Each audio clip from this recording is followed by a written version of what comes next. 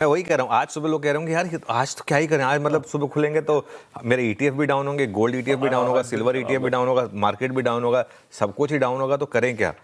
वो आपने ग्रुप पे लिखा था ना एफडी ठीक है, या कुछ लोग कहेंगे कि वो गद्दे के नीचे पैसा रखा है वही ठीक है। देखिए सोने चांदी में क्या हुआ कल, ये अनकन्फर्म्ड रिपोर्ट्स हैं, लेकिन अगर ऐसा हो गया कि रशिया और यूएस में अगर थोड़ा सा कुछ मामला सुलटा और अगर रशिया वापस यूएस डॉलर की तरफ वापस बढ़ा, गोल्ड और सिल्वर की पूरी रैली जो है ना वो डी डॉलराइजेशन की रैली थी, पूरी की पूरी रैली।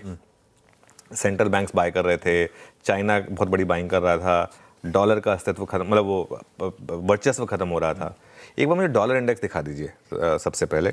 और अगर आप देखें तो ये एक बहुत बड़ा इकोनॉमिक रीसेट का एक हिस्सा रहा है कि वीक डॉलर, अब डॉलर जो है वो वापस 97 के करीब आया है। और ये एक रीज़न है जिसकी वजह से आपने सोने और चांदी में बड़ी गिरावट देखी है। अगर ये 100 क्रॉस कर गया ना तो डॉलर तो गोल्ड और सिल्वर वहीं पहुंच जाएंगे जहां से रैली शुरू हुई थी। अगर ये 100 101 क्रॉस कर गया तो मान के चलिए 100।